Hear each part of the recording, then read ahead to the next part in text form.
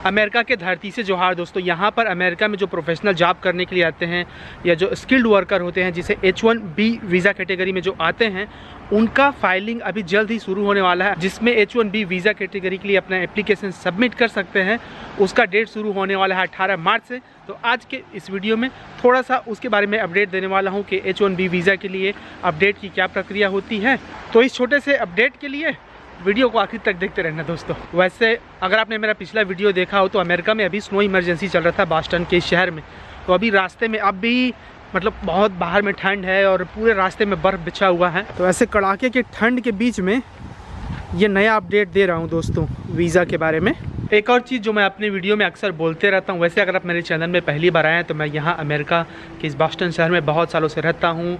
India के एक छोटे से गांव से यहाँ प्रोफेशनल जॉब करता हूँ। यहाँ से जो भी वीज़ा, जॉब, एजुकेशन की जानकारियाँ होती है बहुत बेसिक लेवल पर, वो देने की कोशिश करता हूँ। तो अगर आप मेरे चैनल से अभी जुड़े नहीं हैं तो सब्सक्राइब करते हुए ज़रूर जाना। तो लास्ट फ्राइडे को H1B वीज़ा के बारे में नया अपडेट आया है।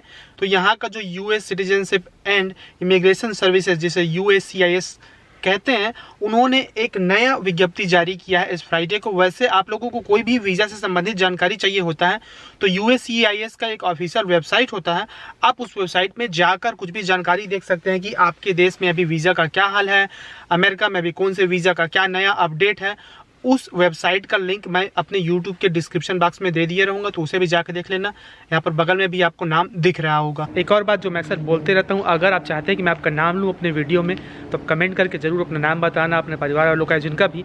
हालांकि थोड़ा सा बोरिंग टाइप का हो सकता है, बट मुझे अच्छा लगता है और लोग कमेंट करते हैं और वो उनको भी अच्छा लगता है मैं उनका नाम ले रहा हूँ। तो आज कुछ वैसे ही दोस्त हैं जो सब्सक्राइबर हैं, जो मेरे साथ जुड़े हुए हैं मेरे चैनल से। रूपेश राज है, विशाल जायसवाल, मुकेश कुमार, समीर साहिल। तो ये दोस्त है, तुम लोगों का बहुत बहुत शुक्रिया कि आप चैनल को देखते रहते हैं और अपने दोस्तों के साथ शेयर भी करते हैं और आप देखते हैं। इसीलिए ही मैं यहाँ अमेरिका से थोड़ी बहुत जानकारी आप तक इन वीडियोस के द्वारा बनाते रहने की कोशिश करते रहता हूँ। तो बहुत बहुत शुक्रिया। तो अब ये H1B वीज़ा क्या है, वो दोस्त जिनको नहीं पता है, H1B वीज़ा जो है अमेरिका में किसी भी देश से जो प्रोफेशनल जॉब करने के लिए आते हैं, चाहे वो IT में हो, चाहे वो साइंस में हो, या किसी तरीके के टीचिंग में हो और कई तरीके के जॉब्स में, उसके लिए जो वीज़ा मिलता है, जो प्रोफेशनल वर्कर्स होते हैं उनके लिए, उसे H1B वीज़ा बोलते हैं। H1B वीज़ा जो है वो एक नॉन इमिग्रेंट वीज़ा है। नॉन इमिग्रेंट वीज़ा वो वीज़ा होता है जिसमें आपको एक तरीके से उसको टेम्पररी वर्क वीज़ा भी बोल सकते हैं, कि जैसे कि कोई पढ़ने आता है वो भी नॉन इमिग्रेंट वीज़ा है एक तरीके से, आप यहाँ बसने के लिए नहीं आते हैं।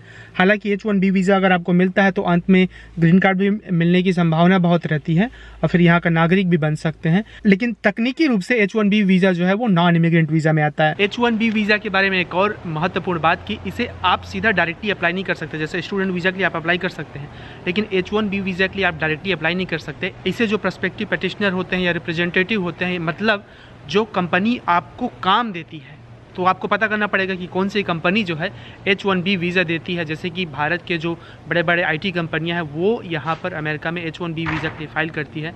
अमेरिका में भी वैसे ही बहुत सारी कंपनियां हैं, अगर यहाँ आप काम कर रहे हैं तो वो H1B वीज़ा के लिए फ़ाइल करती है। तो ये H1B वीज़ा ऐसा वीज़ा है जिसके लिए आप खुद नहीं फ़ाइल कर सकते, जो कंपनी आपको प्रोफेशनल जॉब देती है वो आपके लिए फ़ाइल करती है। तो आने वाले फिजिकल ईयर, मतलब जो 2022 अक्टूबर में शुरू होता है, उसके लिए रजिस्ट्रेशन 1 मार्च से शुरू हो जाएगा, जो कि 18 मार्च तक का इसका आखिरी डेट रहेगा। ये जानकारी भी आप USCIS के ऑफिशियल वेबसाइट में जाकर देख सकते हैं। और उतने तारीख तक अगर पर्याप्त मात्रा में एप्लीकेशन सबमिट हुए H1B वीज़ा के लिए तो 31 मार्च तक आपको जानकारी मिल जाएगी कि आपका सिलेक्शन हुआ है कि नहीं।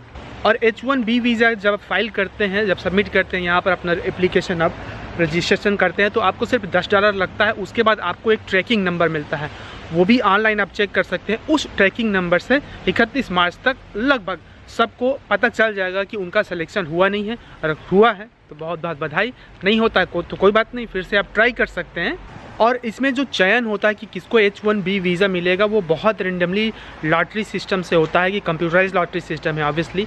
उसमें से रेंडमली किसी का नाम पिक करते हैं, ऐसा नहीं कि आप घूस देंगे तो आपका हो जाएगा। वैसे यहाँ अमेरिका आने के लिए 1 साल में 65,000 लोगों को H1B वीज़ा दिया जाता है। तो आपको सिर्फ अपना एक सीट चाहिए, ऐसा नहीं कि आपको 65,000 सीट चाहिए। तो आप चिंता मत करिए कि 65,000 बहुत कम नंबर है पूरे दुनिया भर के लिए, आपको तो अपना एक सीट चाहिए होता है। और 65,000 के अलावा जो लोग US में मास्टर्स डिग्री किए होते हैं उनके लिए 20,000 एक्स्ट्रा पोस्ट होते हैं, तो टोटल 85,000। फिर इस 85,000 में से जो सबसे बड़ा बेनिफिशरी है, मतलब जिनको सबसे ज़्यादा H1B वीज़ा मिलता है, जिनका या जिस देश को H1B वीज़ा का सबसे ज़्यादा फ़ायदा मिलता है वो है इंडिया। लगभग 70% जो नए वीज़ा इशूड होते हैं H1B के लिए वो इंडिया के वाले के लिए होता है। तो मतलब समझ सकते हैं कि कितना बड़ा ये मतलब कोटा है इंडियन वालों के लिए कि जिसका फ़ायदा वो लेते हैं।